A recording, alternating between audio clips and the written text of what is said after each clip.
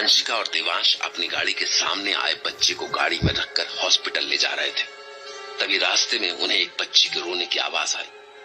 इस पर अंशिका बोली कि उन्हें रुकना नहीं चाहिए और वो आगे बढ़ते हुए हॉस्पिटल खोजने लगे। रास्ते में उन्हें एक नदी दिखी और कुछ दुकानें भी, पर सब दुकानें बंद थी।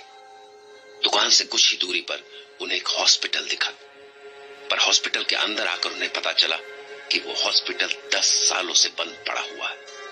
इसके बाद वो दोनों उस बच्चे को किसी दूसरे हॉस्पिटल पे ले जाने के लिए निकल पड़े। वो देखो, एक और किराने की दुकान, लेकिन बंद है। ऐसे कितनी देर घूमते रहेंगे हम? गांव उतना बड़ा नहीं है। आई थिंक अगर हॉस्पिटल होगा एक और तो मिल जाएगा। Don't lose hope. इससे अच्छा वीकेंड को घर पर ही रहते। ये सब कुछ नहीं होता। अंशु, थोड़ा पेशेंस रखो। अच्छा, वो तुम्हारे साइड पर कुछ खुला दिखे रास्ते में? दिखा होता तो बोल देती ना तुरंत। ऐसे सुनसान जगह में कुछ भी खुला हो ना, बहुत बड़ी बात है। अरे ये देखो, स्कूल लग रहा है। हाँ, पर गाड़ी क्यों रोक दी? देखो, स्कूल का गेट खुला है। मे बी हमें यहाँ कोई मिल जाए। देव, हम हॉस्पिटल ढूंढ रहे हैं। इधर स्कूल में क्या काम है हमारा? अरे ये तो पता करना चाहिए ना कि अंदर कोई है कि नहीं। हमें इससे क्या मतलब कि अंदर कोई है या नहीं? अगर कोई अंदर हुआ तो शायद वो हमें अच्छे से बता पाएगा कि हॉस्पिटल कहाँ है और गांव इतना सुनसान क्यों है। अगेन, हमें क्या मतलब इस गांव के सुनसान होने से? हॉस्पिटल के बाहर तुमने कहा था कि इसको हॉस्पिटल छोड़कर हम निकल जाएंगे, तो that is exactly what we will do. थोड़ी देर और चाहो तो हॉस्पिटल ढूंढ लेते हैं, नहीं मिला तो बच्चे को गांव में ही छोड़कर हम आगे निकल जाएंगे। बट अंशु, तुम जरा भी क्यूरियस नहीं हो कि स्कूल खुला क्यों है और अंदर? नहीं, मुझे बस निकलना है यहाँ से। पता नहीं तुम्हें क्या हो गया है, अपने आप को शर्लॉक होम्स समझ बैठे हो गलती से। अजीब बात कर रही हो यार। हो सकता है कि स्कूल के अंदर कोई मदद ही मिल जाए। और ये भी हो सकता है कि अंदर कुछ ना हो और तुम समय बर्बाद कर दो और ये बच्चा यहीं दम तोड़ दे। तुम्हें सबसे पहले वर्स्ट केस सिनेरियो ही क्यों दिखता है? क्योंकि इस समय तुम्हारी बेवकूफी से यही होगा अगर हम आगे नहीं बढ़े तो। 2 मिनट लगेगा अंदर जाकर देखने में और तुम उससे ज्यादा समय झगड़ते हुए बिता दोगी। वैसे भी झगड़ने का शौक नहीं है मुझे, पर मैं अंदर नहीं जा रही हूँ। बात खत्म। फाइन, तो मत जाओ, पर मैं जा रहा हूँ। अकेले? तुम्हें नहीं जाना, पर मैं मदद ढूंढने ही सही अंदर जाना चाहता हूँ। जो जी में आए करो। यहाँ से हिलना मत, मैं अभी आया।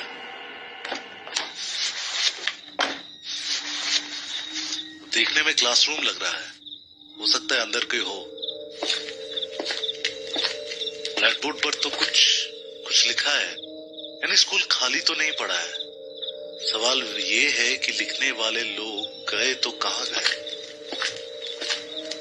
अरे ये क्या, जमीन पे खाना पड़ा है।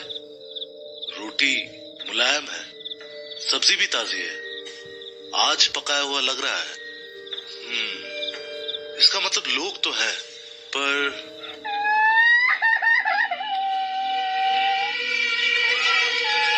फिर से वही रोने की आवाज। इम्पॉसिबल, कहां से आ रही है? हेलो, कोई है? हेलो?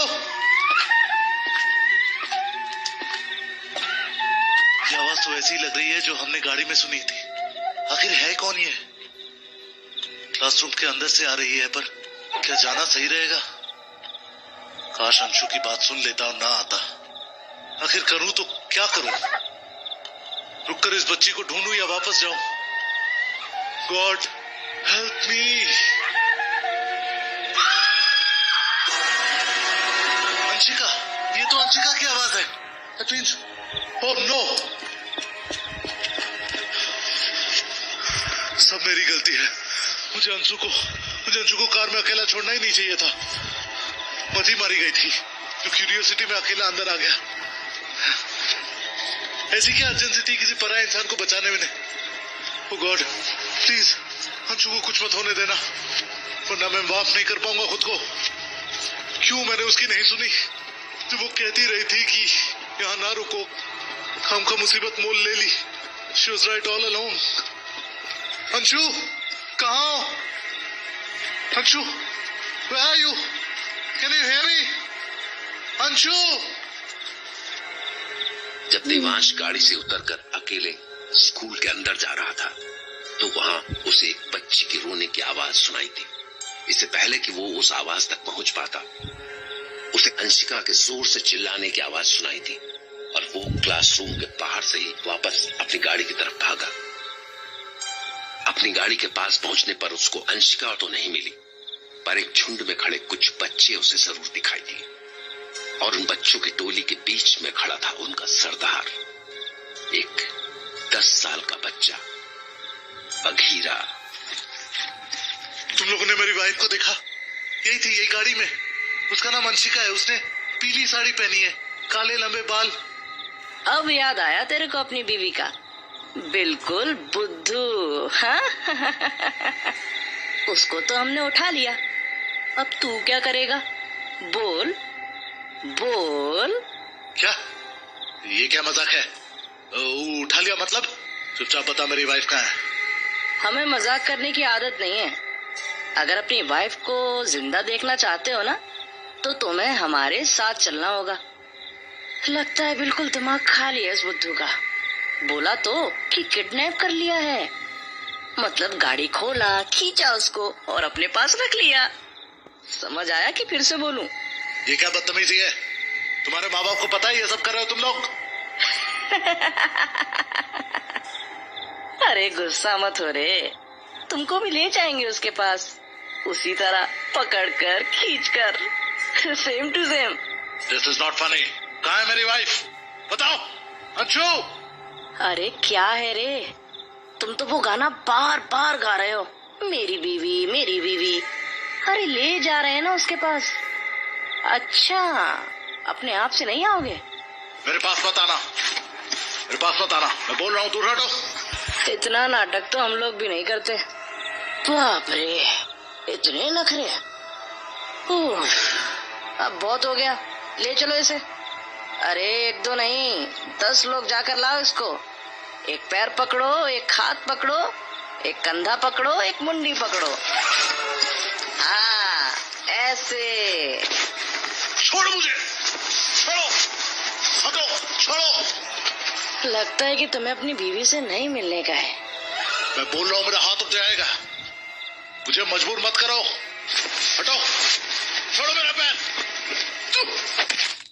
अरे दादा, मतलब हमसे इतना जोर? प्यार से बुला रहे हैं तो मजाक समझ रहे हो? तुम्हें ना प्यार से नहीं, मार से ही ले जाना पड़ेगा। मार पता है ना? भाई लोग टूट पड़ो इस पर, अब आएगा मजा। हटो, हटो मेरे ऊपर से। I can't believe ये हो क्या रहा है? किससे भेजा तुम लोगों को? मेरी अंशु के साथ क्या किया तुमने? मैं तुम्हारे साथ नहीं आने वाला किसी भी हालत में। जल्द से जल्द गाड़ी लेकर निकलना पड़ेगा यहाँ से। I hope गाड़ी खुली हो। तो थैंक गॉड, बस ये गाड़ी शुरू हो जाए। हाँ, हो गई शुरू।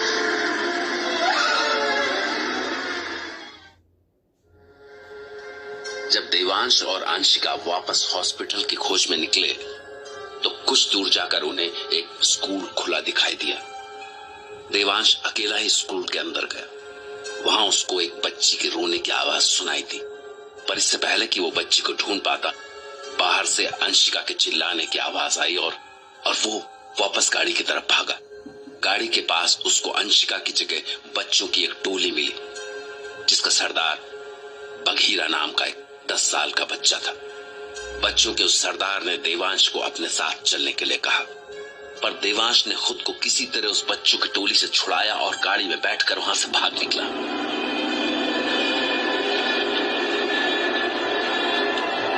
जल्दी निकलो यहाँ से, जितना जल्दी हो सके, वरना ये बच्चे लोग तो मुझे मार ही डालेंगे। अरे आगे रोड ही नहीं, अब क्या करूं? सोचने का वक्त नहीं है, ये बगल के खेतों से निकाल लेता हूँ। अब काफी आगे गया हूँ, खेत भी खत्म हो गया। ऐसा करता हूँ, यहाँ गाड़ी को रोक लेता हूँ। ये क्या, फिर से एक और सुनसान जगह। अब यहाँ कुछ और नया ना हो जाए। वैसे भी पता नहीं एक ही दिन में कितना कुछ हो चुका है। अंशु, कहाँ तुम? आखिर ये जाहिल बच्चे ले कहाँ गए तुम्हें? पता नहीं कैसे बेरहमी से घसीटते हुए ले गए होंगे वो अंशु को, और मैं उसको बचाने के लिए वो था भी नहीं। सब मेरी गलती है। Anshu was right all along. I am selfish. अपनी सेल्फिश क्यूरियोसिटी में मैंने बेचारी को दांव पर लगा दिया। वो हर कदम पर कहती रही मुझे कि मुसीबत जबरदस्ती मोल ना लो, पर मैं ही बेवकूफ था जो उसकी बात नहीं सुना। हॉस्पिटल के चक्कर बेकार में पता नहीं कहां कहां मारा फिरता रहा।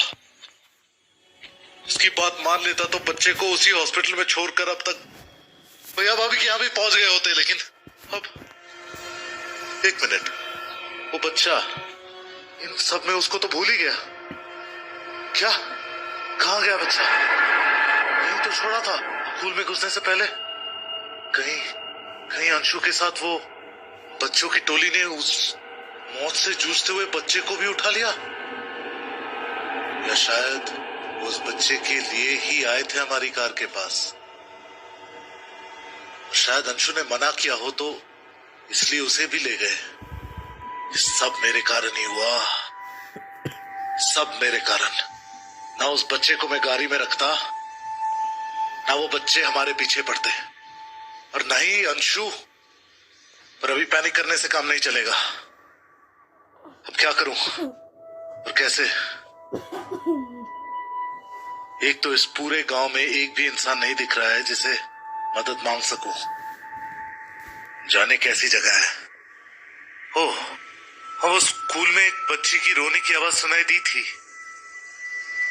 शायद उसे पता हो कि मामला क्या है, और शायद वो उस बच्चों की टोली के बारे में भी बता पाए। वो मुझे अंशु तक पहुंचने में मदद कर सकती है, और कोई चारा भी नहीं है। कोशिश तो करनी पड़ेगी, और इस बार गाड़ी ले जाने का गलती नहीं करूंगा मैं।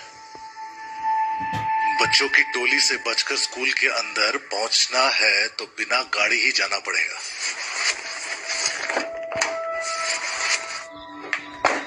पैदल दबे पांव किसी तरह स्कूल पहुंच जाओ बस। रास्ता तो सुनसान ही है जैसा आते समय था। स्कूल का दरवाजा भी खुला हुआ है, अंदर जाकर देखता हूं। स्कूल के अंदर तो आ गए, अब बच्ची को कहां ढूंढा जाए? शायद क्लासरूम में हो। पिछली बार अंदर नहीं जाकर देख पाया था मैं। दरवाजा तो खुला है, शायद अंदर ही हो। कौन? तुम? मेरा भाई कैसा है? भाई? कौन भाई? तुम कौन हो? यहाँ क्या कर रही हो? बताओ ना, वो ठीक तो है? बेटा तुम किसकी बात कर रही हो? प्लीज बताओ तो। वो जो लड़का आपकी गाड़ी के सामने गिरा था ना, उसी की। वो मेरा भाई है। तुम वही हो जिसकी रोने की आवाज मैंने खेत में से सुनी थी, और फिर इधर स्कूल में भी। हाँ, पर आप पहले ये बताओ कि मेरा भाई ठीक है कि नहीं। आप बताते क्यों नहीं? सुनो मेरी बात। तुम्हारे भाई को वो बच्चे की टोली अपने साथ ले गई। क्यों, ये मुझे भी नहीं पता। वही टोली मेरी पत्नी अंशिका को भी अपने साथ ले गए। जब मैं स्कूल के अंदर था, मैं तुम्हारे भाई को अस्पताल ले जा रहा था, क्योंकि उसके गले पर ऐसा निशान था जैसे कि किसी ने उसका गला घोटा हो। वो दम तोड़ने वाला था, तो मैंने हॉस्पिटल ले जाने के लिए अपनी गाड़ी में रख दिया। फिर मैं स्कूल के अंदर आया था, पर जब मैं वापस पहुंचा तो ना मेरी पत्नी थी और ना ही तुम्हारा भाई। इस गांव में चल क्या रहा है आखिर? इतनी अजीब चीजें क्यों कर रहे हैं ये बच्चे? मैं जानती हूँ कि वो मेरे भाई को मार डालेंगे। क्या? पर क्यों? वो तुम्हारे भाई को क्यों मारना चाहते हैं? असल में ये गांव केवल बच्चों का ही है। मतलब कोई भी जब 18 साल का हो जाता है तो उसे मार दिया जाता है, ताकि गांव बच्चों का ही बना रहे और यहाँ सिर्फ बच्चे ही रहे। मेरा भाई 18 साल से बड़ा हो गया है, तो गांव के बच्चे उसकी जान लेना चाहते हैं। मतलब उसके गले पर जो निशान थे, उन बच्चों ने उसे मारने की कोशिश की क्योंकि वो 18 साल से बड़ा हो गया। हाँ। ये क्या पागलपन है? और तुम्हारी उम्र क्या है? 17 साल।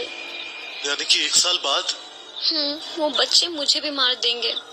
पर उनकी हम लोगों से मतलब मुझसे और मेरी पत्नी से क्या दुश्मनी है?